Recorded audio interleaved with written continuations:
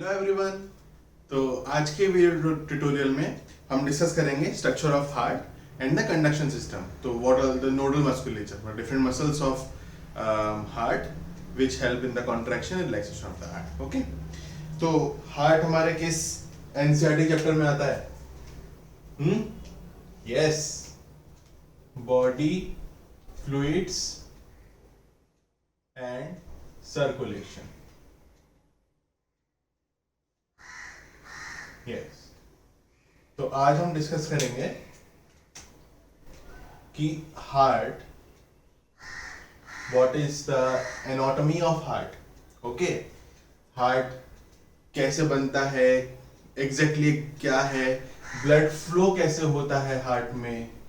Okay, मतलब वो किस चैम्बर से किस चैम्बर में जाता है। इसके बाद हमारा जो ब्लड है वो हमेशा यूनी डायरेक्शनल क्यों है, मतलब why the blood flow unidirectional, दोनों तरफ क्यों नहीं जाता है। यूनिडायरेक्शनल मतलब है ना कि एक ही, बस एक बार इस चैम्बर से इस चैम्बर में जाता है, उल्टा क्यों नहीं जाता, बैक फ्लो क्यों नहीं होता, ये डिस्कस करेंगे। ठीक है, और एट द एंड हम डिस्कस करेंगे conduction system, conduction of electrical impulse in heart muscles. Okay, तो क्या क्या नोडल मस्कुलेचर इन्वॉल्व है इस कंडक्शन में। Okay, so let's see. सबसे पहले हम देखते हैं कि हार्ट के क्या क्या इंपॉर्टेंट फैक्टर्स हैं जो इसको हार्ट बनाते हैं या इसको मेन बनाते हैं। ठीक है, प्लस इसके फंडामेंटल बेसिक्स क्या है इसके पीछे का। हार्ट जो है हमारा वो ऑलमोस्ट सिमिलर जो हम लव बनाते हैं ना, वो जैसे ही दिखता है, बस थोड़ा सा डिफरेंस है, ऑलमोस्ट, बस बीच में वो नहीं होता है ना। प्लस ऐसे 4 पार्ट्स में डिवाइड होता है, थोड़ा सा टिल्टेड होता है। ठीक है, तो बेसिकली 4 चैम्बर होते हैं हमारे हार्ट में। ठीक है, 4 में से जो 2 ऊपर वाले होते हैं, ये दोनों होते हैं हमारे एट्रियम, ये 2, और ये दोनों नीचे वाले वेंट्रिकल्स। अच्छा, एट्रियम जो है ना वो सिंगुलर वर्ड है। ओके, हमेशा इसको याद रखिए कि अगर हम 2 की बात कर रहे हैं तो प्लूरल एट्रियम का होता है एट्रिया। ओके, एट्रियम्स नहीं होता है, एट्रिया होता है, सिंगुलर इज एट्रियम, और वेंट्रिकल तो वेंट्रिकल्स नॉर्मल। ठीक है, ये हमारे हार्ट हो गए। तो हार्ट को ना एक बेसिक हमें इसके स्ट्रक्चर में याद रखना होगा कि जब हम हार्ट यहाँ ड्रॉ कर रहे हैं चाहे अपनी कॉपी पर या बोर्ड पर, तो जैसे मैं आपके सामने खड़ा हूँ, एज अ सब्जेक्ट हमको ऐसा फील करना है कि मेरा हार्ट इस टाइम पे सब्जेक्ट है आप लोगों के लिए। तो राइट साइड ये हुआ मेरे हार्ट का, लेफ्ट साइड ये हुआ, राइट। तो जो गलती कभी कभी हो जाती है वो यही है कि हम ड्रॉ करते टाइम पर इसको राइट नहीं लिख सकते, क्योंकि हम हमेशा इस एरिया को राइट बोलते हैं। ये राइट एट्रियम है, ये राइट वेंट्रिकल है, ये लेफ्ट एट्रियम है और ये लेफ्ट वेंट्रिकल है। तो आगे भी हम हमेशा ऐसे ही पढ़ेंगे। आप लोग जब डॉक्टर बनेंगे तो आपको कुछ नोट्स बनाने होंगे, है ना, तो उसमें भी यही एक कंसिस्टेंट फॉलो होगा कि जो लिखते टाइम हमारे लेफ्ट में जो आ रहा है वो एक्चुअल में right part of the heart है, क्योंकि वो हमारे सामने इस एंगल से देखा जाता है उसको। ओके, अच्छा, 4 चैम्बर्स होते हैं हार्ट में। हार्ट का वेट होता है around 300 grams. Actually musculature depend करता है, तो अब इसको गलत वे में नहीं लेना, लेकिन मेल्स में थोड़ा सा ज्यादा मसल मास होता है, इस वजह से मेल्स का अराउंड 300 ग्राम्स होता है हार्ट, और इन case of females it is around 250 grams. Okay, ये सिर्फ मसल मास, क्योंकि सब कुछ मसल का बना हुआ है ना, तो इसीलिए क्योंकि ये पूरा मसल का बना हुआ है तो इसको हम यही मस्कुलर चेम्बर, हार्ट का एक और नाम यही है, it is just a muscular chamber having a cavity, having 4 cavities। ठीक है ना, 2 एट्रियम 2 वेंट्रिकल्स। ठीक है, तो चलिए और देखते हैं धीरे धीरे बाकी सब बातें, इसके स्ट्रक्चर स्टार्ट करते हैं। ओके, हार्ट का स्ट्रक्चर देखते हैं अब हम एकदम धीरे धीरे चलेंगे, एक एक स्ट्रक्चर देखते हुए बहुत सिस्टमैटिक वे में।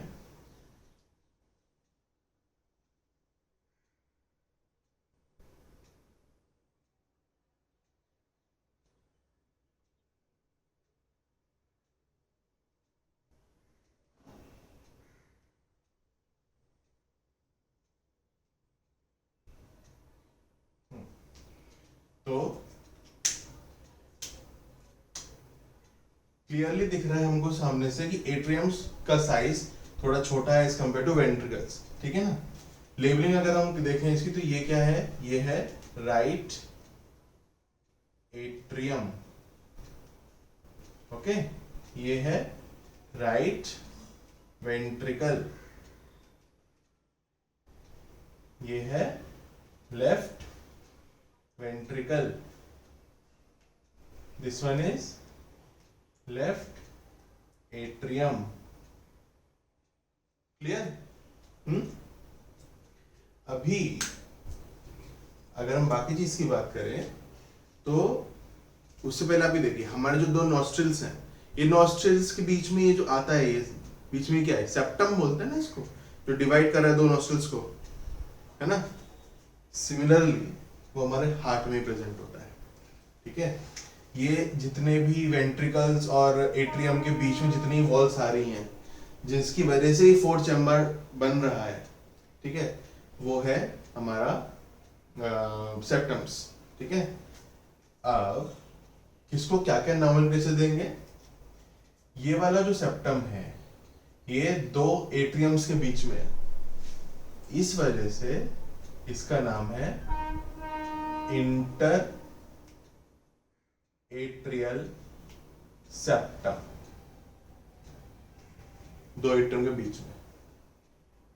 ये वाला जो सेप्टम है जो वेंट्रिकल्स के बीच में है, तो क्या हो गया, इंटर वेंट्रिकुलर सेप्टम, ओके। अब ये वाला देखिए, ये राइट एट्रियम और राइट वेंट्रिकल के बीच में है, तो इसका नाम होता है एट्रियो वेंट्रिकुलर सेप्टम, ठीक है। ये वाला लेफ्ट एट्रियम और वेंट्रिकल के बीच में है, तो एट्रियो वेंट्रिकल के बीच में, तो इसका नाम भी सेम यही है, atrioventricular septum. In total हमारा जो एक पूरा मस्कुलर चेम्बर है heart, that is divided into 4 chambers by septums. There are 2 atrioventricular septums, 1 interatrial septum and 1 interventricular septum, okay. अब अगर हम इसकी सिर्फ इसको देखें विथ को, तो देखिए सबसे ज्यादा इधर विथ दिख रही है हमको इंटरवेंट्रिकुलर सेप्टम की, राइट। तो इसलिए क्यों है अब डिस्कस करेंगे, लेकिन इस बात को ध्यान रखिए कि हमारे पास तीनों सेप्टम्स में से इंटरवेंट्रिकुलर सेप्टम सबसे ज्यादा थिक होता है, it is thick walled. So हम यही बोलते हैं हमेशा कि ventricles are thick walled, okay, ventricles are thick walled, ठीक है। एट्रियम का जो बीच का जो सेप्टम है वो पतला है, वो थिन है, ओके, इसलिए एट्रियम को हम बोलते हैं दैट इज थिन वॉल्ड। तो एट द एंड सब चैम्बर्स हैं, इसलिए हम इनको क्या बोलते हैं, वेंट्रिकल्स को thick walled muscular chamber, muscle mass से ही बना हुआ है, और एट्रियम हो गया thin walled muscular chamber, okay. ऐसे क्वेश्चंस आते हैं एग्जाम में, तो इसका ध्यान रखिए, थिक और थिन वॉल्ड का, ओके। अब इनको ये इसमें थिक और थिन वॉल होती क्यों है, ये बहुत इंपॉर्टेंट है जानना। वे एट्रियम का आपके हिसाब से वर्क फंक्शन क्या है, इंपॉर्टेंट फंक्शन क्या है एट्रियम का? एट्रियम का फंक्शन क्या क्या हो सकता है आपके हिसाब से? क्या होता है एट्रियम में? एट्रियम में ब्लड कलेक्शन होता है, राइट? इसका मेन काम ही ब्लड कलेक्शन है, ठीक है। अब ब्लड कलेक्ट करने के लिए ब्लड जैसे एट्रियम से भरा, ठीक है, उसके बाद जब वो फिल हो, it's like a urinary bladder, ठीक है। यूरिन आपके ब्लैडर में भरता है, उसके बाद क्या होता है, उसके बाद जो मिएटस है यूरिनरी ब्लैडर का खुल जाता है और यूरिन पास का एक इनवॉलंटरी साइन खुल जाता है, वॉलंटरी आपके हाथ में है। लेकिन ये तो इनवॉलंटरी पूरा ऑर्गन है हमारा हार्ट। इस केस में क्या होता है, एट्रियम जब भर जाता है तो वो अपने आप से उसका वेंट्रिकल में जाने का रास्ता खुल जाता है ब्लड का, ठीक है। वो खुद से कुछ नहीं करता, कॉन्ट्रैक्शन होता है but it does not apply any force to the walls. जैसी लिक्विड ब्लड भरा एट्रियम में और वो एम्प्टी हो जाता है वेंट्रिकल में। लेकिन वेंट्रिकल्स का काम है कि वो यहाँ से सब ब्लड पूरे बॉडी में सप्लाई जो करता है, डिफरेंट डिफरेंट ऑर्गन से पहुंचाता है वाया आर्टरीज, ठीक है। तो ये बहुत इंपॉर्टेंट है वेंट्रिकल का काम कॉन्ट्रैक्शन में, ब्लड को पूरी बॉडी में ले जाने में, ट्रांसपोर्ट के लिए। तो फोर्स, बेसिकली फोर्स इन्वॉल्व है वेंट्रिकल्स के फंक्शनिंग में। तो जब ज्यादा फोर्स है तो वॉल थिक है जिससे कोई आउटबर्स्ट नहीं हो, ठीक है ना, for protection of ventricular chamber, okay. इसलिए थिक वॉल्ड वेंट्रिकल की होती है और इतना ज्यादा फोर्सफुली काम एट्रियम का नहीं है तो थिन वॉल्ड होती है, ओके। अच्छा, ये जो है सबसे जो पूरी चारों तरफ जो एक लेयर आ रही है, एक वॉल जो आ रही है, इसका नाम है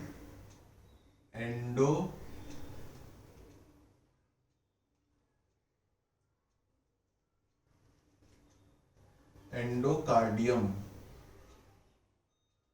okay. Endocardium, endo means blood से रिलेटेड, राइट।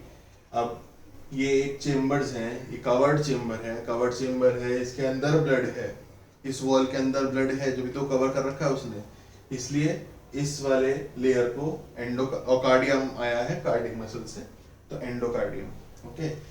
हार्ट हमारा सिर्फ एक मसल से कवर नहीं होता, in total 3 walls are covering the heart, okay.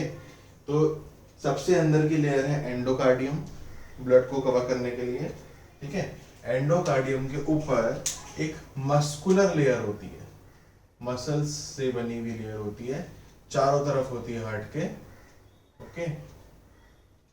एक मस्कुलर लेयर, और इसको बोलते हैं myocardium, okay. Myocardium, myo word has come from muscles और कार्डियम कार्डियक के चारों तरफ, ठीक है। ये है मिडिल लेयर, लास्ट में एक लेयर और होती है, ओके। और इंपॉर्टेंट फैक्टर, ये लेयर, ये वॉल डबल लेयर्ड है, ठीक है, डबल लेयर्ड है, और इसका नाम है pericardium. Pericardium, peri word has come from the periphery और कार्डियम। वैसे तो हमारे ऑर्गन्स में आपने और भी सिस्टम्स में देखा होगा कि सबका लास्ट जो आउटर लेयर होती है, आउटर वॉल होती है, वो पेरी ही उसके आगे लगता है, तो कार्डिया, पेरिकार्डियम। पेरिकार्डियम के अंदर जो ये कैविटी है, this cavity is filled with pericardial fluid, okay. Pericardial fluid, pericardial fluid is around 5 to 30 ml, ठीक है, 5 to 30 ml होता है, और ये कुशन प्रोवाइड करता है हार्ट को। जब भी कोई जैसे लंग्स हो गए हमारे बॉडी में या हार्ट है, ये ऐसे पूरा मूव करते रहते हैं, इनका फुल काम इनवॉलंटरी एक्शन इनका चलता ही रहता है। इन केस ऑफ लंग्स पूरा ब्रीदिंग रेट, बार बार लंग्स एक्सहेल होता है, इनहेल करता है एयर को। हार्ट बीट होता रहता है, तो पूरा कॉन्ट्रैक्शन रिलैक्सेशन कॉन्ट्रैक्ट रिलैक्सेशन। तो पूरा मोबाइल, जो भी मोबाइल ऑर्गन के उनके चारों तरफ एक ऐसी फ्लूइड फील्ड लेयर होती है जिससे कोई अगर शॉक ना लगे ऐसे ऑर्गन्स को, और इतने इंपॉर्टेंट ऑर्गन्स होते हैं ये, ठीक है ना। तो इनको शॉक एब्जॉर्बर भी कहते हैं, ठीक है। तो जैसे फॉर एग्जांपल एक आपने बलून लिया, बलून में पानी भर रखा है, ठीक है। अब उसको अगर कोई शॉक लगे, शॉक मतलब आप उसमें कुछ चुबा दें, नीडल वगैरह या कुछ भी, चलिए चाहिए ऐसे ही अगर रख दिया, वो ऐसे उसको छोड़ दिया, नीचे का फट जाएगा ना पूरा, है ना। वहीं अगर वही पूरा बैलून, वाटर फिल्ड बैलून को अगर हम एक बकेट में रख देते हैं जो पानी से भरी हुई है, वहां पर उसको खूब ऊपर नीचे सब कुछ करो, वाटर के अंदर ऊपर नीचे करते रहो, कुछ भी नहीं होगा, वहां वो बस्ट नहीं होगा। वही सेम एक्शन इधर हो रहा है। एक फ्लूइड फील्ड वॉल के अंदर एक फ्लूइड फील्ड चेंबर है, फ्लूइड अंदर वो ब्लड है और बाहर पूरा पेरिकार्डियल फ्लूइड है, ठीक है। तो वही बात है, अगर ये ज्यादा इसको आउटर फोर्स लगेगा, हम लोग कुछ स्पोर्ट्स खेल रहे हैं, ट्रैवलिंग में ज्यादा कुछ फोर्स लग रहा है, तो हार्ट पर इफेक्ट नहीं आएगा, क्योंकि वो चारों तरफ वॉल से कुशन ही एक लेयर के अंदर बनता है, ठीक है। तो important point, total 3 walls are there covering the heart: endocardium, myocardium and pericardium. Pericardium is the only wall which has 2 layers. There is a cavity, because there are 2 layers, that's why there is a cavity, and this cavity is filled with pericardial fluid. It is secreted by the outer layer of pericardium, the outer layer, okay. अंदर जो ये chamber है, muscular chamber, that is divided into 4 chambers by septums. There are 3 septums involved. One is the atrioventricular septum, which separates the atrium from ventricles, okay. There are 2 AV septums, and then one is interatrial septum, which divides to 2 atria, and there is one interventricular septum, which is dividing the 2 ventricles. Ventricles का septum thick होता है, इसीलिए ventricle को thick walled muscular chamber भी कहते हैं, और atrium का वॉल जो है वो थिन होता है, इसलिए इसको थिन वॉल्ड मस्कुलर चेम्बर भी कहते हैं। एट्रियम का वॉल थिन होता है क्योंकि उसको सिर्फ ब्लड कलेक्शन का काम करना है, उसको ज्यादा फोर्स नहीं लगाना है, उसको ब्लड सिर्फ एट्रियम से वेंट्रिकल में ही पहुंचाना है। और वेंट्रिकुलर के केस में वेंट्रिकल्स को फोर्स लगा के आर्टरीज में ब्लड डालना है और पूरे बॉडी में डिस्ट्रीब्यूट करना है, इसलिए फोर्सफुल एक्शन लगता है, इसलिए उसकी वॉल थिक है, ओके, क्लियर। चलिए अब हम देखेंगे ब्लड फ्लो।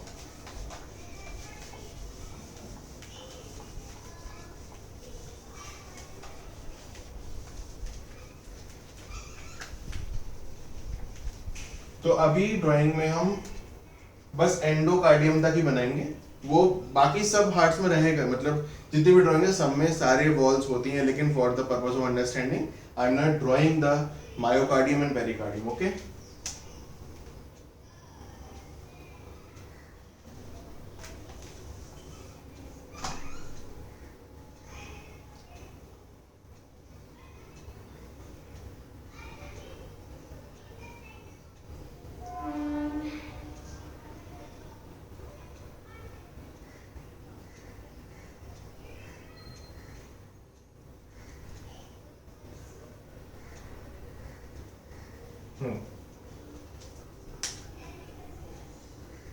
तो ये तो आपको ब्लड वेसल्स पता ही है ना, कि टुवर्ड्स द हार्ट अगर कोई ब्लड वेसल ब्लड ला रही है उसको कहते हैं वेन्स, राइट। और जब हार्ट से away, taking the blood away from heart, वो होती है आर्टरीज, ठीक है। तो ये जो हमारा राइट एट्रियम है, राइट एट्रियम, इसमें एंटर करती हैं ब्लड वेसल्स, मतलब वेन्स, और ये वेन क्या है? सुपीरियर वेना कावा, और ये है इंफीरियर वेना कावा। क्या है वेना कावा? क्या होता है वेना कावा? वो वेन है जिससे सारे वेन्स आके अपना एम्प्टी करते हैं deoxygenated blood from various different parts of the body, और ये रहता है हार्ट में। ठीक है, सुपीरियर का मतलब हमारे जो ऊपर का जितने भी एब्डोमेन के ऊपर के जितने भी ये हैं ऑर्गन्स उनका, और उस एब्डोमेन से नीचे जितना भी है वो सब इंफीरियर वीना कावा लगता है। ठीक है, तो बोथ द वीना कावा empties blood in right atrium. Okay, यहाँ से डीऑक्सीजनेटेड ब्लड आया, यहाँ से डीऑक्सीजनेटेड ब्लड आया, एट्रियम में ब्लड आ गया। ठीक है, अब एट्रियम में ब्लड फिलिंग के बाद एक यहाँ पर एक वॉल्व होता है। ठीक है, सबसे इजी तरीका क्या है ना, ये एट्रिया है और ये वेंट्रिकल है, जो भी इन दोनों के बीच में है, चाहे वो सेप्टम है चाहे वॉल्व है, उन सब के नाम एट्रियो वेंट्रिकुलर ही है, बहुत इजी रिमेम्बर करने के लिए। ठीक है, तो this one is called atrio ventricular valve. Okay, atrio ventricular valve. तो blood, deoxygenated blood in the right atrium enters the right ventricle through atrioventricular valve. Okay? अब यहां पर वेंट्रिकल में आ गया ब्लड। ठीक है, अब वेंट्रिकल से आर्टरीज निकलती हैं, राइट? यहां से आर्टरी निकलेगी बाहर, मतलब ये गई आपकी आर्टरी। ठीक है, और ये आर्टरी कहाँ जा रही है? ये आर्टरी जा रही है आपकी लंग्स में। ओके, लंग में जा रही है, इसलिए इसका नाम क्या है? Pulmonary artery. ये है पल्मोनरी आर्टरी, जो कि डीऑक्सीजनेटेड ब्लड को लेकर जा रही है लंग्स में। ठीक है, अब ये भी यहां पर एक वॉल्व होता है, बिना वॉल्व के तो कोई जा नहीं सकता, है ना? इसको कहते हैं सेमी लूनार वॉल्व। ठीक है, सेमी लूनार वॉल्व। अब ब्लड जो है deoxygenated blood which enters in right ventricle from right atrium via atrioventricular valve now enters the pulmonary artery via semilunar valve. Okay, अब यहां से ब्लड चला गया हमारा लंग्स में। ठीक है, अब लंग्स से, लंग में ऑक्सीजनेशन हो गया ब्लड का, अब ब्लड एंटर करा लंग से राइट लेफ्ट एट्रियम में। ठीक है, वाया पल्मिनरी वेन, क्योंकि अब टुवर्ड्स हार्ट हो गया ना, तो पल्मिनरी वेन से ब्लड ने एंटर करा लेफ्ट एट्रियम में।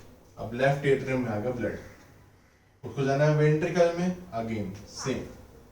यहां पर भी एक वॉल्व है, और इसको भी यही कहते हैं A B valve, atrioventricular valve. Okay, तो ब्लड ये है अब नाउ ऑक्सीजनेटेड ब्लड। ओके, तो oxygenated blood in left atrium enters the left ventricle via AV valve. Okay, अब राइट, अब ये लेफ्ट वेंट्रिकल में ब्लड आ चुका है ऑक्सीजनेटेड, तो यहां से ये ब्लड फिर जाएगा बाहर। ठीक है,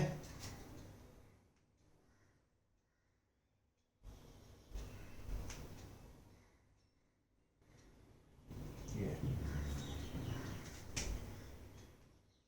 ये भी सेम यही है, सेमी लूनर वॉल्व, ठीक है। और ये है आयोटा। तो ब्लड जो है, oxygenated blood from left ventricle enters iota via semilunar valve. और आयोटा क्या है? Is the main artery. ये बाद में डिस्ट्रीब्यूट हो जाएगी पूरी बॉडी में, है ना। ये क्या, ये यहाँ से निकलेगी, ये हार्ट के पीछे से होते हुए यहाँ नीचे जाएगा, यहाँ से डिस्ट्रीब्यूशन शुरू हो जाएगा, राइट। ब्लड फ्लो क्या है? So both the vena cava which carries deoxygenated blood enters the right atrium, ठीक है। right atrium का blood it enters in right ventricle via atrioventricular valve. Blood in deoxygenated blood in the right ventricle enters the pulmonary artery through semilunar valve. Okay, pulmonary artery से गया blood lungs में उसका oxygenation हुआ. The oxygenated blood enters the left atrium from pulmonary vein. Okay, in the left atrium the blood enters to left ventricle via atrioventricular valve. ठीक है, and then it enters to aorta via semilunar valves and distributed to the different parts of the body. Understand? तो ये blood flow है। अब हमको ये देखना है ब्लड फ्लो यूरिन डायरेक्शन क्यों है। ब्लड जब एट्रियम से वेंट्रिकल में आया, ठीक है, बट अब जब वेंट्रिकल कॉन्ट्रैक्ट कर रहा है, अब ये जो ब्लड फ्लो जो हो रहा है कॉन्ट्रैक्शन पर होता है ना। जैसे ही एट्रिया ने कॉन्ट्रैक्ट करा तो ब्लड वेंट्रिकल में आ गया, वेंट्रिकल ने कॉन्ट्रैक्ट करा तो ब्लड आर्टरीज में चला गया। तो ब्लड वापस एट्रियम में क्यों नहीं जा रहा है, वो इंपॉर्टेंट है ना। उसके लिए ही हमको हमारे ये जो, क्योंकि क्या है मेन डोर, मेन चीज क्या है, ये वॉल्स ही है ना। तो something is there in the walls जो हमको देखना है, इंपॉर्टेंट, ठीक है ना। तो हम देखते हैं, ये पूरा देखते हैं एक बार, वॉल्स ढंग से देखते हैं, इंपॉर्टेंट है। आप ये देखिए, अगर मैं ऐसा क्रॉस सेक्शन देखूं, ये वॉल, जो वॉल ऐसे था वो वॉल होगी ऐसे करके देख रहे हैं, ठीक है। इन वॉल्व में क्या होता है ना, ऐसे फ्लैप्स बने होते हैं, समझ रहे आप, फ्लैप्स। जैसे अगर मान लीजिए ये एक पाइप है, ये इसका कैविटी है, ये इसका लिड कर दिया, ऐसे खुल गया बंद हो गया, खुल गया बंद हो गया, है ना। ऐसे ही है ये खुलता बंद हो जाता है, बट इसमें दो फ्लैप्स हैं, ठीक है। तो दो फ्लैप्स का मतलब हो गया बाइकस्पिड, बाइकस्पिड। जो फ्लैप्स हैं उनको यहां कहते हैं कस्प्स। तो कस्प्स मतलब फ्लैप्स, ओके। बाइकस्पिड, दो कस्पिड, ठीक है। एक होता है वॉल्व जो जिसमें इन्वॉल्व होता है 3 फ्लैप्स, तो ट्राइकस्पिड। तो ये क्या क्या है, जो हमारा एट्रियो वेंट्रिकुलर वॉल्व है ना, इन case of right atrium and ventricle, that is tricuspid. In case of left ventricle and left atrium, it is bicuspid, ठीक है। और इसका तो एक डिफरेंट नाम भी है जिसको कहते हैं मिट्रल वॉल्व, ठीक है। तो नॉर्मली एवी वॉल्व हम सिर्फ इसे ही बुलाते हैं जो राइट एट्रियम और राइट वेंट्रिकल के बीच में है, that is tricuspid in nature and its name is AV, atrioventricular valve, okay. In case of left ventricle and left atrium the valve is a bicuspid in nature and its name is mitral valve, okay, clear, ठीक है। अब ये तो मैं समझ में आएगा कि हमारी फ्लैप्स होते हैं, ठीक है।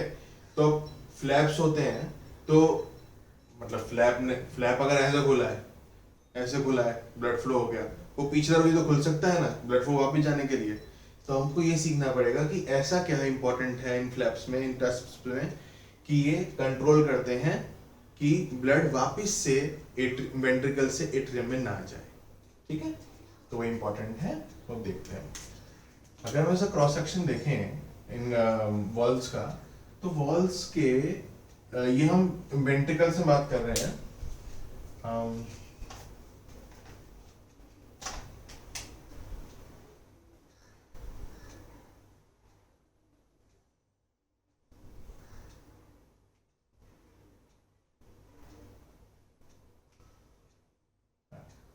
ये इस वाले अगर वॉल्व की बात करें हम, ठीक है, तो ये ऐसे ना, यहाँ पर कुछ फिंगर लैग प्रोजेक्शंस होती हैं, मस्कुलर मसल्स ही हैं सब। मतलब अगर ये एक वो है ये वॉल्व, तो ये जो मेरे फिंगर्स हैं ऐसे निकली हुई है ना, ऐसे ही ये बेसिकली मसल मास, ये मसल मास यहाँ निकला हुआ है। ठीक है, और इनका नाम होता है कॉर्डे टेंडरने, टेंडिने, कॉर्डे टेंडिने। ठीक है, अब इनके नीचे ये ऐसे एक और मस्कुलर चीज होती है जो ऑलमोस्ट वेंट्रिकल तक जा रही होती है, पूरा वेंट्रिकल तक, और इनका नाम है papillary muscles, papillary muscles. Okay, अब पैपिलरी मसल्स जो हैं वो कॉर्डे टेंडरने और वेंट्रिकल को इंटीग्रेट कर रही है। ठीक है, तो इन जो वॉल्स होती हैं इसकी वेंट्रिकल्स की, इन वॉल्स पर इनफोल्डिंग्स होती है, और उसका नाम है कॉलमने कार्नी, कॉलमने कार्नी। ठीक है, valve is connected to the AV valve. अभी हम एवी की बात कर रहे हैं, दोनों केस में ही होता है। तो the AV valve, the tricuspid valve is connected to the walls of ventricles by 3 different muscular projections. Okay, on the walls of ventricle there is columnae carnea, columnae carnea। ठीक है, और जो हमारा वॉल्व है, वॉल से finger like projections निकल रहे हैं, और उनको कहते हैं कॉर्डे टेंडरने, कॉर्डे टेंडरने। ठीक है, कॉर्डे टेंडरने और कॉलमना कार्निया को इंटरकनेक्ट करने का काम करती हैं पैपिलरी मसल्स। ठीक है, अब ये तो हो गया कि क्या प्रेजेंट है। ठीक है, अब हम देखते हैं होता क्या है। होता ये है, जैसे वेंट्रिकल कॉन्ट्रैक्ट हुआ, वेंट्रिकल के कॉन्ट्रैक्ट होने से हमारी जो कॉलमने कार्निया है वो भी कॉन्ट्रैक्ट हो गई, क्योंकि वो तो वॉल पर ही है ना इनफोल्डिंग्स। इसके कॉन्ट्रैक्शन होने से पैपिलरी मसल्स भी कॉन्ट्रैक्ट हो गई। पैपिलरी मसल्स के कॉन्ट्रैक्ट होने से जो कॉर्डे टेंडरने है वो टॉट हो गया। टॉट बायोलॉजिकल वर्ड है, लेकिन इसको टाइटन भी बोल सकते हैं, इसलिए टाइटन हो गया। ठीक है, रिजिड हो गया। उसकी वजह से हमारा जो वॉल्व है वो क्लोज्ड ही रहा, वो ओपन नहीं हुआ। मतलब ये वॉल्व है, ये वॉल्व है, ये कॉर्डे टेंडरने है। ठीक है, जब वॉल्व खुलता है तो टेंडरने थोड़ी ऐसी हो जाती है, तभी तो वॉल्व को ओपनिंग होने की जगह मिलती है। तो पीछे से फ्लैप खुलेगा, यहाँ से अंदर से फ्लैप आके फ्लैप ऐसे खुलेगा, तो इसको साइड होना पड़ेगा ना, अभी साइड। लेकिन जब कॉन्ट्रैक्शन हो वेंट्रिकल का, तो ये ऐसी कैसी रहती है, एकदम टाइट हो जाती है, ये खुलती नहीं है। तो जब ये नहीं ओपन होंगी तो फ्लैप भी ओपन नहीं होगा, तो फ्लैप ओपन नहीं होगा तो वॉल्व क्लोज रहेगा। अब आप ये देखिए, डोर होता है, किसी नॉर्मली सभी के घर के डोर जो है एक ही डायरेक्शन खुलते हैं normally from outside to inside. जब आप घर में एंट्री करते हैं तो दरवाजा अंदर की साइड खुलता है, ठीक है। जब आप मतलब हम तो अपने हाथों से खोल सकते हैं दरवाजा, लेकिन फिर भी जब हम बाहर जाते हैं तो भी हम दरवाजे को तो अंदर ही खोलते हैं ना, और हम बाहर निकलते हैं, दरवाजे को उस साइड तो नहीं करने देते। और उस साइड क्यों नहीं होता? क्योंकि पूरा पेन्स लगी हुई है दीवार दरवाजे चारों तरफ, चौखट लगी हुई है, ठीक है। प्लस इसके अलावा डोर स्टॉपर्स भी होते हैं, और सॉरी डोर स्टॉपर कह रहा हूँ, दरवाजे डोर क्लोजर्स भी होते हैं जो ऑटोमेटिक बंद कर देते हैं। ये तो क्लैम्प्स होते हैं साइड में, वो जो पूरा नेल्स लगा हुआ होता है पूरा डोर्स पे, तो वो भी इसमें असिस्ट करती हैं कि दरवाजा वापस से खुद से बंद हो जाए, है ना। और दूसरी तरफ ना खुले, खुद से बंद हो जाए और दूसरी तरफ ना खुले, ज्यादा इंपॉर्टेंट हुआ है। सेम चीज यहाँ पर है, ये एक तरफ ही खुल सकता है। अब ब्लड के पास तो हाथ नहीं है ना कि भाई खोल जाए, इधर से खोल ले, तो वो खोल नहीं पाता हमारी तरह, तो ऐसा ही खुलेगा, ठीक है। दूसरा, ऐसा भी तभी खुलेगा जब वेंट्रिकल्स रिलैक्स स्टेट में होंगे, क्योंकि वेंट्रिकल जब रिलैक्स होगा तभी जो ये कॉर्डेड इंडिने हैं ये ऐसे एक्सपेंड हो सकती है और जो कस्प है वो ओपन हो जाएंगे, ठीक है। क्लियर? बहुत इंपॉर्टेंट है इसी वजह से। और सेम चीज फॉलो होती है सेमी लूनर जो हमारे वॉल्स हैं आयोटा और पल्मोनरी आर्टरी पर, उनका नाम सेमी लूनर क्यों है? सेमी लूनर मतलब क्या हुआ? Half moon. मतलब हमने जो अभी अभी अपने ट्राइकस्पिड और ये देखे बाइकस्पिड वॉल्व, ये ऑलमोस्ट हमने ऐसे देखे, ये बाइकस्पिड हमने ऐसे देखा, ठीक है। तो वो क्या होता है उस केस में, ये ट्राइकस्पिड हमारा ऐसे देख लिया हमने, ऑलमोस्ट थोड़ा राउंडेड शेप में, लेकिन वहां पर सब कुछ सेमी लूनर फॉर्म में होता है, ऐसा सेमी लूनर, थोड़ा सेमी सर्कल टाइप का, ठीक है ना। और दूसरा, ये तुम्हारे दोनों सेमी लूनर वॉल्स भी ट्राइकस्पिड होते हैं, ओके। तो सेम मैकेनिज्म, सब कुछ सेम, कि क्यों इन कस्प्स की वजह से, इन्हीं वॉल्स की वजह से the blood is not going back from ventricle to atria as well as from the arteries to ventricles, okay, understand। और यही दिखाता है इन वॉल्स की वजह से ही हमारा जो फ्लो ऑफ ब्लड है that is unidirectional, understand, unidirectional, okay. Blood वापस एट्रिया में जा ही नहीं सकता, ब्लड वापस वेंट्रिकल में फ्रॉम आर्टरी जा ही नहीं सकता, इसलिए सब कुछ एक ही डायरेक्शन में चलता है। तो this is about the structure of heart. अब हम चलते हैं और देखते हैं ब्लड कॉन्ट्रैक्ट करता है, उसको स्टिमुलस कैसे मिलता है, मतलब conduction of electrical impulse in the heart. और ये कैसे होता है? नोडल मस्कुलेचर, ठीक है। आप एक चीज आप देखिए, कार्डियक मसल्स हमारी जो है, what is the important information you can give me about cardiac muscles? बताइए, कार्डियक मसल की सबसे इंपॉर्टेंट खास बात क्या डिफरेंस है? हाँ, involuntary, these are involuntary muscles and yes, striated muscles, है ना। ये बहुत मतलब लोकोमोशन वाला चैप्टर हमने देखा था, बहुत नॉर्मल है, बाकी तो और कुछ नहीं होता। होता है कुछ और, एक स्पेशल चीज जो इन मसल्स की होती है वो है इनकी एबिलिटी टू एक्साइट, है ना, ऑटो एक्साइटेबिलिटी, मतलब they can generate electric impulse, है ना। ये जो ऑटो एक्साइटेबिलिटी वाला पार्ट है ये कार्डियक मसल डायरेक्टली नहीं करती, कार्डियक मसल का जो मॉडिफाइड वर्जन है जिसको हम कहते हैं नोडल टिश्यूज,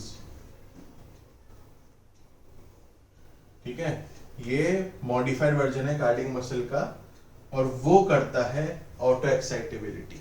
और ये specific area of cardiac muscle जो है ये लेस स्ट्रिएटेड है, ठीक है, ये लेस स्ट्रिएटेड है। मॉडिफाइड वर्जन, बार बार बोल रहा हूँ ध्यान से, को अलग से टिश्यू नहीं है, this is also a part of cardiac muscle, but this nodal tissue is the factor by which it gives auto excitability to cardiac muscles, ठीक है, लेस स्ट्रिएटेड है। तो अब हम देखते हैं कि हाउ इट इज जनरेटिंग और what are the different parts of the nodal tissues, or what are the components of nodal tissues that are involved in generation of nerve impulse, ठीक है।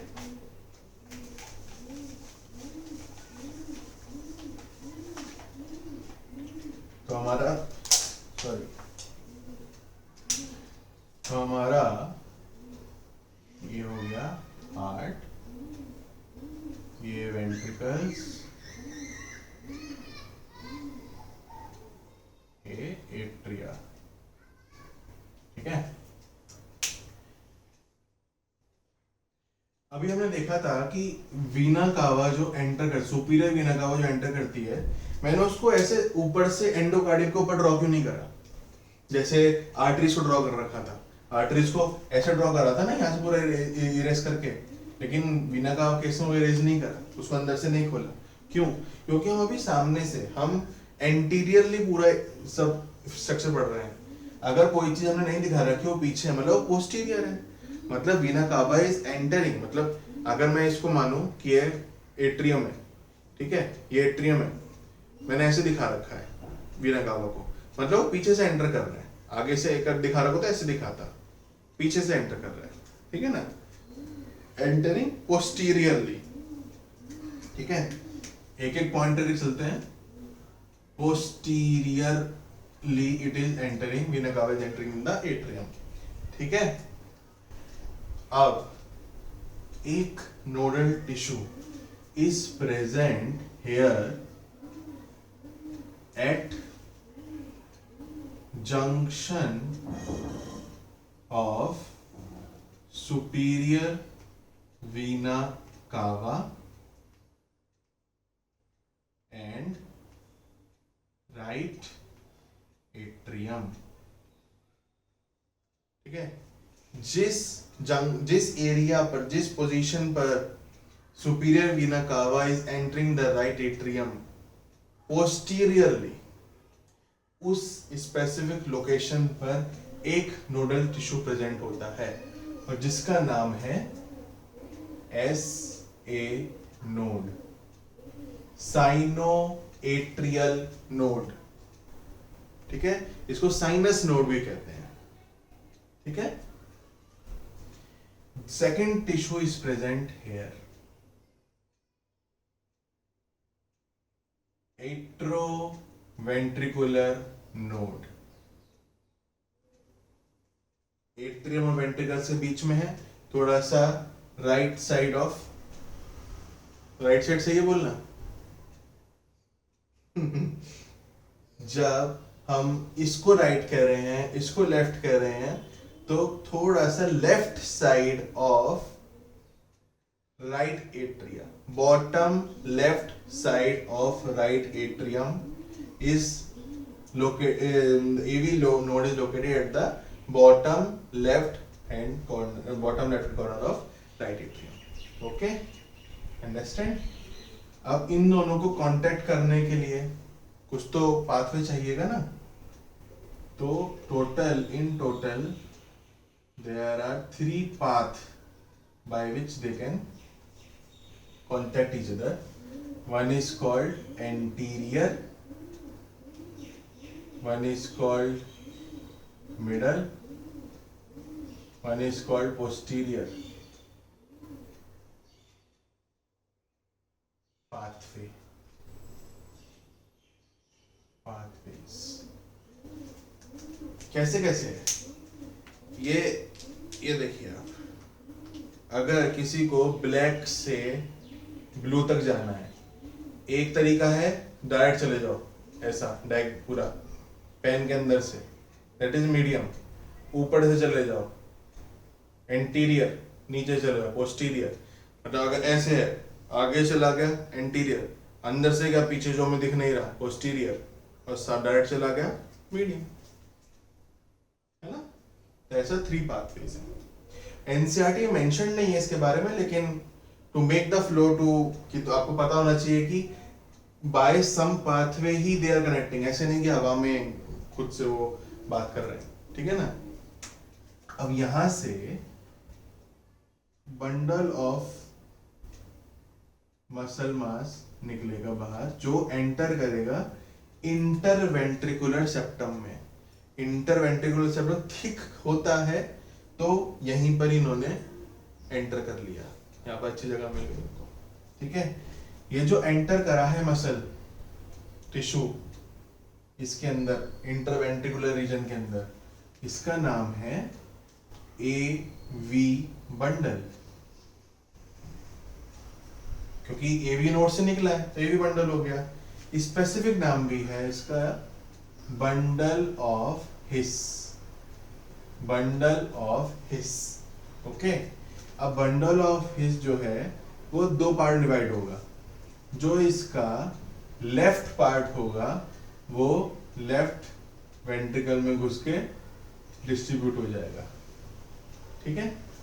और जो इसका राइट पार्ट होगा वो नीचे तक आएगा। ये रीजन जो होता है हार्ट का उसको कहते हैं एपेक्स, ठीक है। तो हार्ट के एपेक्स रीजन तक आएगा और यहां से डिस्ट्रीब्यूट हो जाएगा राइट में और लेफ्ट में, पूरा एंडोमेट्रियम की लेयर के अंदर, ठीक है। और ये जो एंडोमेट्रियम की लेयर के अंदर जो डिस्ट्रीब्यूट हुआ है एवी बंडल, उसका नाम है पुंकजे फाइबर, पुंकजे फाइबर। तो हम जो नोडल टिश्यूज की बात कर रहे थे, S A node is the first nodal tissue, AV node is the second nodal tissue, और Purkinje fibre is the third nodal tissue. जो बंडल ऑफ हिस या एवी बंडल है, that is a part of AV node only, ठीक है, understand. चलिए अभी थोड़ा थोड़ा एक्सप्लेनेशन यहां से इरेज करते हैं, हमें और चीज समझनी है इसके बारे में, ठीक है। अब क्या होता है, ऐसे नोड जो है वो वेगस नर्व से रिसीव करता है सिग्नल कि हार्ट कॉन्ट्रैक्ट करने के लिए, कुछ करने के लिए, ठीक है। दूसरी बात, तो एक तो वेगस नर्व्स हो गई, वेगस नर्व्स ये एक तो स्टिमुलेट करती है ऐसे नोड को, प्लस इंपॉर्टेंट फैक्टर कि हमारे हार्ट के जो इम्पल्स जनरेशन है वो under the control of sympathetic nervous system भी है। क्यों? डर लग जाता है, एकदम से हार्ट बीट इंक्रीज हो जाती है, या अचानक से कुछ हो गया, कभी कभी हेजिटेशन है ना, स्टेज फैक्टर, कभी थोड़ी हेजिटेशन हो जाती है तो एक हार्ट बीट इंक्रीज होती है ना, तो सारे इमरजेंसी सिचुएशंस हैं, सिंपैथिक नर्वस सिस्टम भी करता है। वेगस नर्व तो कर ही रही है नॉर्मली, और सिंपैथिक नर्वस सिस्टम भी एक्ट करता है ऐसे नोड पर, ठीक है।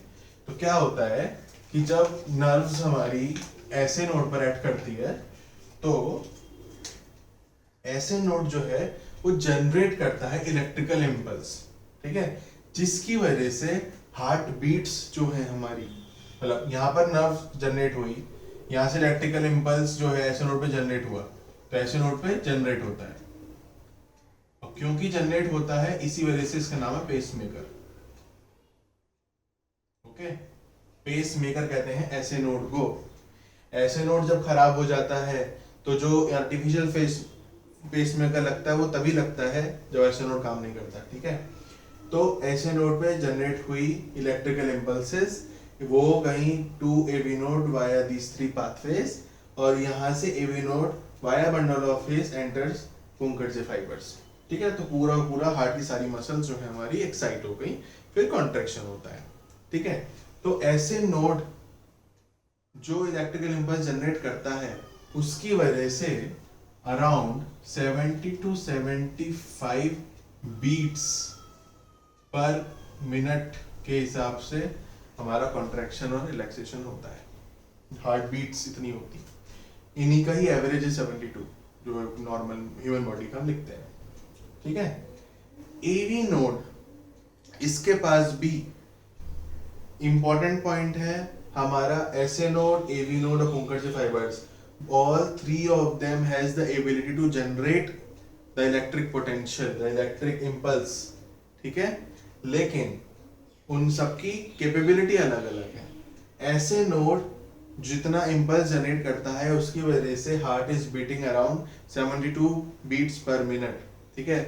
इन केस ऑफ एवी, अगर एवी करने लगा जनरेट तो वो करेगा 40 बीट्स पर मिनट.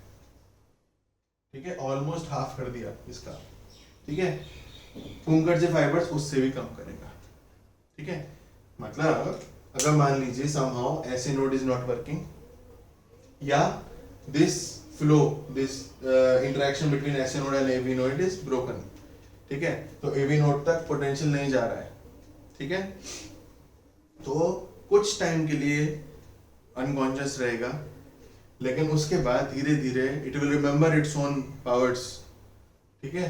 कि एवी नोड भी जनरेट कर सकता है इलेक्ट्रिक पोटेंशियल, उसको अगर बहुत टाइम तक नहीं मिलेगी ऐसे नोड से. ठीक है. तो जनरेट कर सकता है लेकिन वो 40 ही करेगा, and 40 is not enough for human body to work function properly.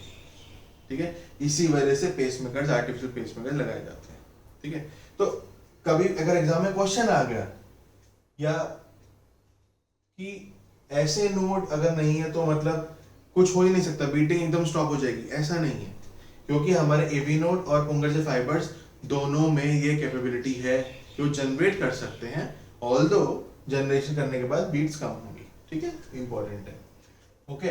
अब लेकिन जब ऐसे नोड सही काम कर रहा है, ऐसे node is generating around 72 beats per minute, तो एवी नोड क्या करता है? AV node is just maintaining that beats whatever is providing by the SA node and transmit it to the other parts of the heart muscles. ठीक है. इसीलिए इसको pace shutter भी कहते हैं. पेस सेटर, जितना पेस मिल गया है ऐसे नोड से उसको आगे तक ट्रांसमिट करना. ठीक है. ये होगा एवी नोड का. क्लियर है. There are 3 nodal tissues present in our heart which are responsible for generation of electrical impulses and conduction of electrical impulses for the contraction of the heart. Okay? SA node receives signals stimulation from vagus nerve and during the times of emergency from sympathetic nervous system. It generates electrical impulse such that the heart start beating around 72 beats per minute. ठीक है. फिर ऐसे node से AV node पर जाता है via the 3 pathways. फिर एवी node से एवी बंडल निकलता है, बंडल ऑफ हिस उसका अदर नेम है. वहां से 2 ब्रांचेस निकलती हैं. एक ब्रांच जाती है लेफ्ट वेंट्रिकल में और सेकंड ब्रांच जो है वो पूरा एपेक्स तक जाती है. एपेक्स से वो एंडोमेट्रियम में एंटर कर जाती है from the both sides of the heart. Okay. और जो ब्रांचिंग हुई है एपेक्स रीजन में उसके बाद के फाइबर्स को कहते हैं पुंकर्जे fibres. All 3 of them has the capability to generate electrical potential, but in different settings. SA node can generate around 70 to 75, but AV node cannot generate that much potential. It can generate up to 40, and Purkinje fiber is less than that. Okay. And one more important thing is Purkinje fiber can transmit the electrical impulses, can conduct the electrical impulses in the fastest as compared to AV and SA node. Why? Because of the diameter. Purkinje fiber की diameter अगर around इतनी है तो इनकी AV node की और SA node की छोटी है. Diameter, due to diameter of Purkinje fibers, it is conducting the electrical impulses fastest. in comparison to these three. ठीक है? Understand? So I think this is it for today. So let us summarize what we have discussed today.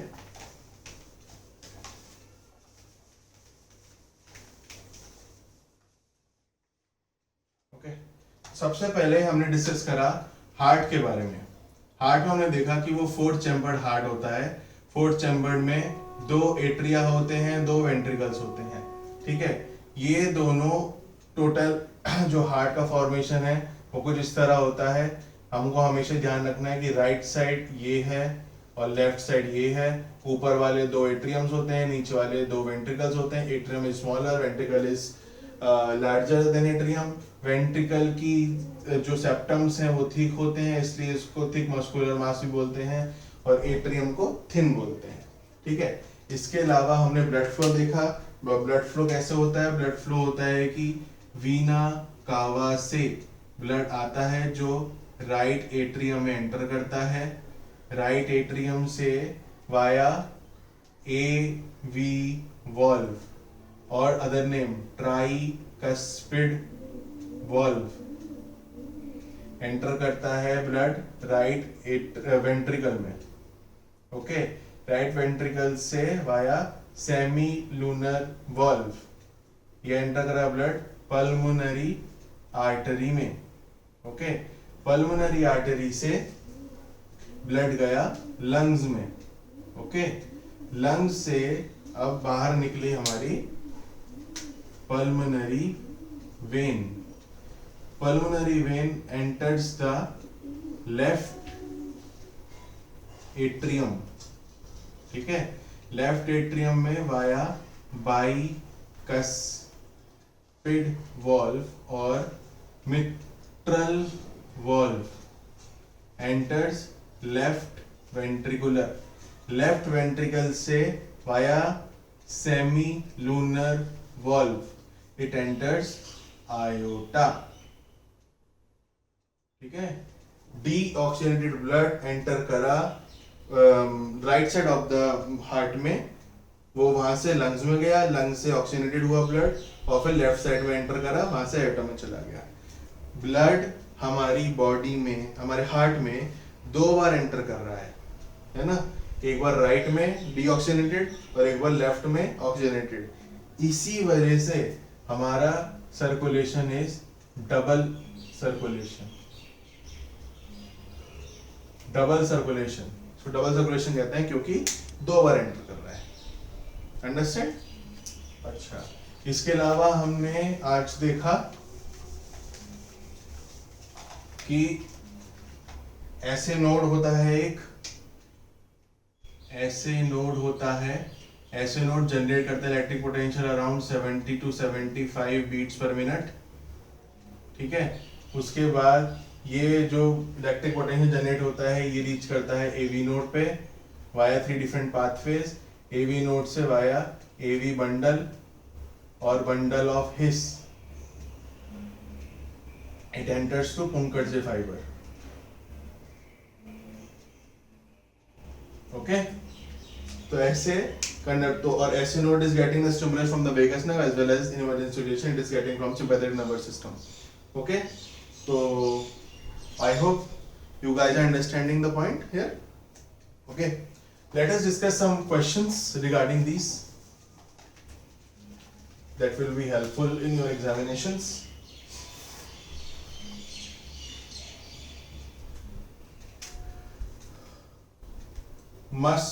First question is muscular projections on the walls of ventricles are, name क्या है उनका? A is chordae tendineae, B papillary muscles, C interventricular septum, and D columnae carneae. Walls of heart पे कौन से muscular projection present होते हैं वो बताना है हमको इसमें, ठीक है।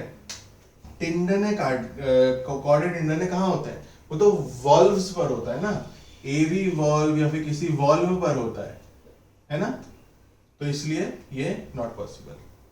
पेपलरी मसल्स तो वॉल ऑफ द वेंट्रिकल्स और टिंडन कॉर्डिनेटर को कनेक्ट करती हैं, है ना, तो ये भी नहीं है। और इंटरवेंट्रिकुलर सेप्टम, ये तो दो वेंट्रिकल्स के बीच का स्पेस होता है, वॉल्स की बात तो कहां से आ गई इसमें, तो ये भी नहीं। Columnae carneae, yes it is, these are the infoldings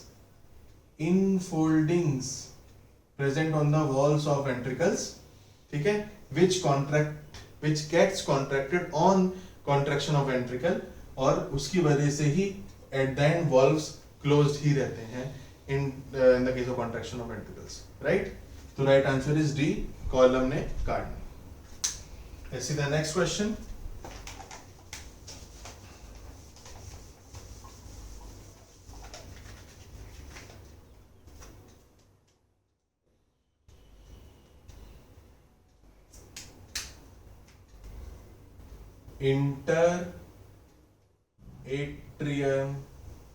Interatrial septum possess A, thin muscular wall, B, thick muscular wall, thin fibrous wall, thick fibrous wall। अब इसमें बहुत क्लियर है, एट्रियम की बात हो रही है बस कि दो एट्रिया के बीच में जो सेप्टम है वो क्या है, हमने क्या देखा, atriums always thin, at ventricles always thick, क्योंकि उनका फंक्शन वैसा है, वेंट्रिकल को फोर्स लगाना है, आर्टरी में ब्लड पहुंचाना है, पूरे बॉडी पहुंचाना है, थिक वर्ल्ड है। एट्रिया का काम सिर्फ और सिर्फ ब्लड कलेक्ट करना है और वेंट्रिकल तक पहुंचाना है, इसे थिन वर्ल्ड है, ठीक है। तो थिक को तो हम सबसे पहले हटा ही देंगे, ठीक है, थिक देखा हमने और हटा दिया। अब हमने हार्ट में हमेशा बात करें, heart is a chamber of muscles, it a muscular chamber, है ना, तो everything is involved here and there is muscles, है ना, यहाँ तक कि जो नोडल टिश्यू है वो भी मसल है, फाइबर का कोई काम ही नहीं है, तो ये भी नहीं, thin walled muscle, interatrial septum possess, the correct answer is A, thin muscular wall, okay। Last question,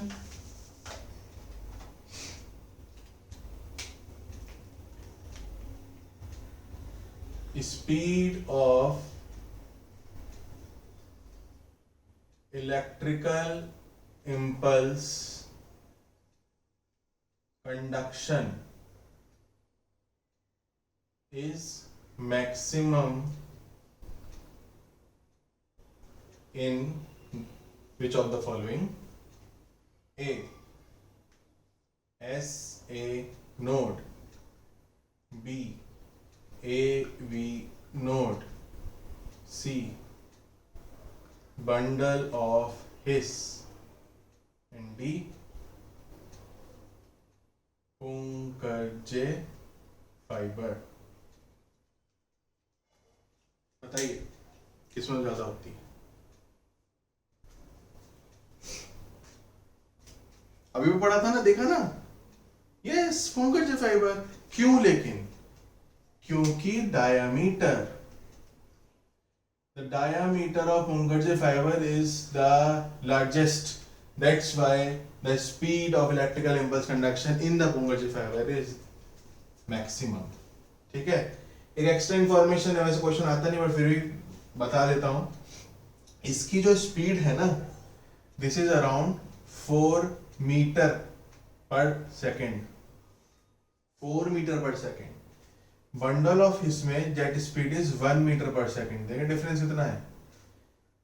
SA node and AV node both has a speed of 0.05 meter per second. See the difference? ठीक है? SA node and AV node में the speed of conduction is around 0.05 meter per second. In bundle of waves it is 1 meter per second. And in Punga जो है that is 4 meter per second. ठीक है? इससे 4 times ज़्यादा है bundle of waves से और around 8 times ज़्यादा है SA node और AV node से. ठीक है? Understand? 8 नहीं 80 times 0.05. Okay, चलिए. This was the last question. I hope you have understand what I was trying to convince today. Okay, तो हार्ट बहुत इंपॉर्टेंट ऑर्गन है, इतना छोटा ऑर्गन है, उसके बाद भी कहाँ प्रेजेंट होता है हार्ट हमारा?